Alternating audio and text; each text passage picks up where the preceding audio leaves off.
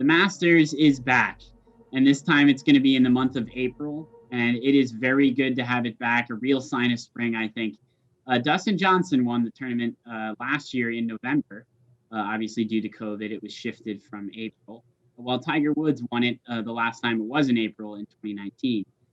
Mike, let's start with you here. I want to get a sleeper pick, maybe someone that you think will surprise or maybe even have the chance to win their first green jacket this Sunday.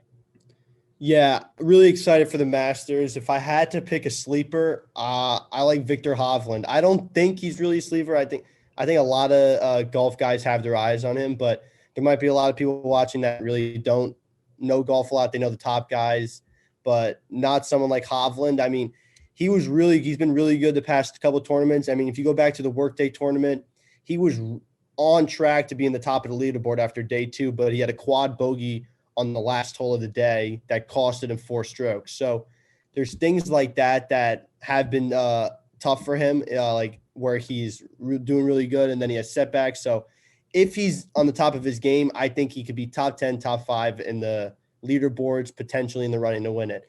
I mean, saying that, you can say that with anybody. If Morikawa is on the top of his game, he's going to be in the top 10 of the leaderboards. If Justin Thomas is, he's probably going to be top 5. So it's really on whoever's on. I'll just pick Hovland to be one of the sleeper guys who's on.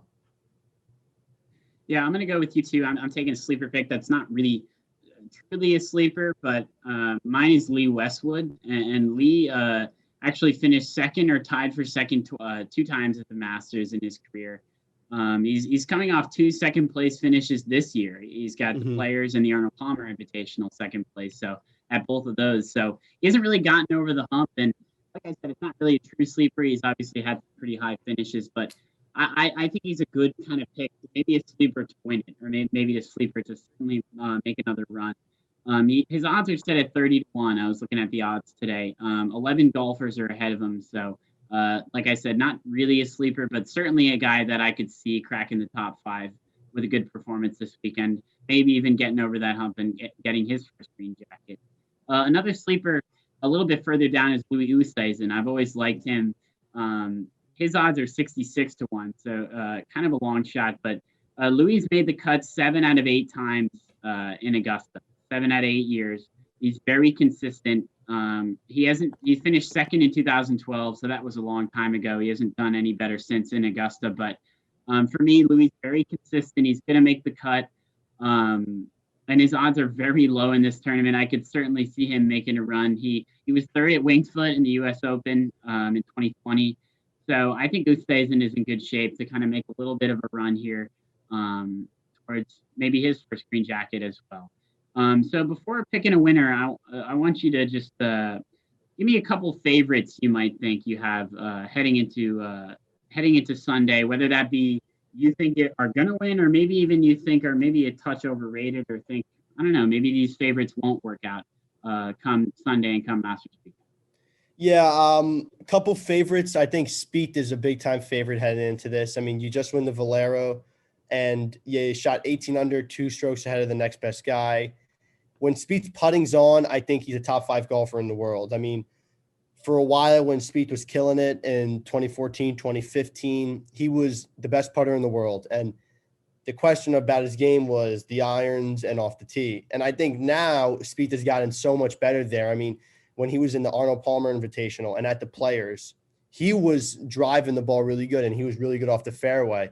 It's just his putting wasn't like it was in the past. And you saw that his putting was back last weekend. So I think if he continued that this weekend, he's going to have a very good chance. I think if I had to give another favorite, I'm going Dustin Johnson. It's hard not to pick him. Shot 20 under par back in November, 5 strokes ahead of the lead.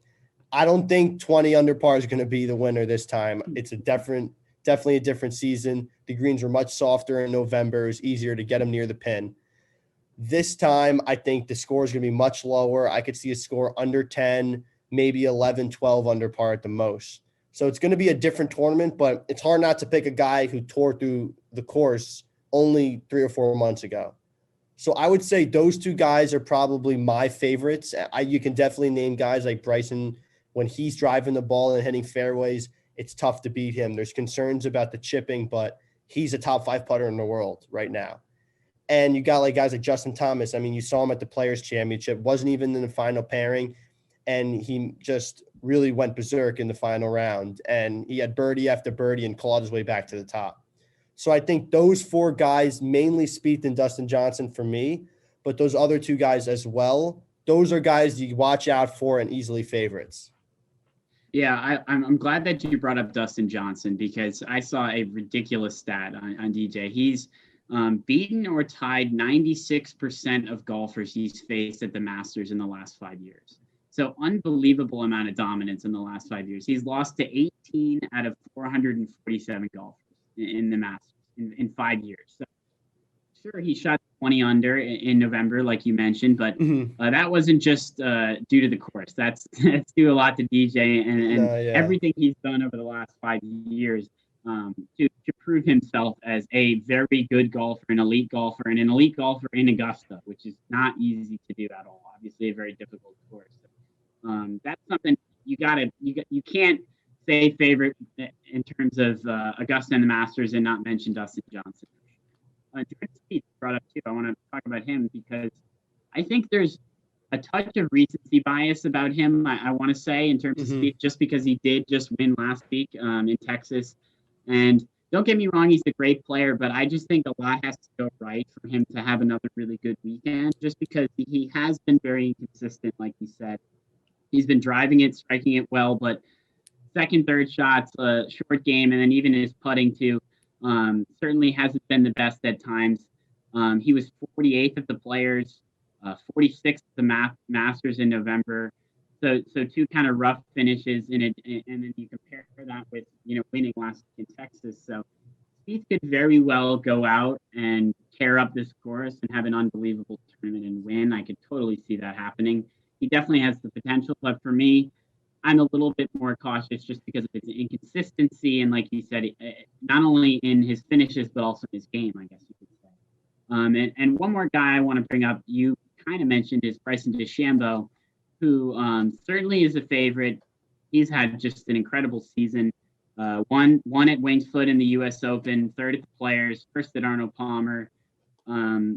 But you compare that again to 34th at the Masters in November, 29th at the Masters in 2019. That is a little bit concerning for a favorite. I think his game has changed a lot recently. He's had a really good year, and he seems to be finding everything, because for him, it's another guy, kind of like Spieth.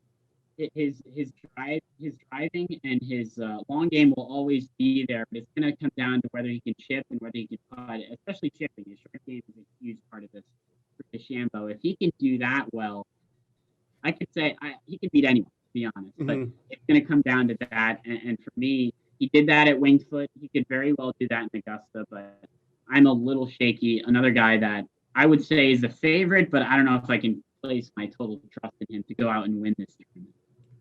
So speaking of winning the tournament, I want to get your pick, Mike. Who do you think is going to win this year's Masters, take home the green jacket? I'd love to be bold and give a pick that if someone won, it would be impressive that I picked it. But if I really had to say who I would think win, it's hard not to pick Dustin Johnson. Shooting 20 at a par, I don't care when it is, even if it's in November, is impressive. Oh, yeah. And I think he's the best golfer in the world, so I'm going to pick the best golfer in the world. So I'm taking Dustin Johnson. Totally fair. I like Justin Thomas, who I haven't mentioned as one of the favorites because I wanted to save him for here. I saw another cool stat from him.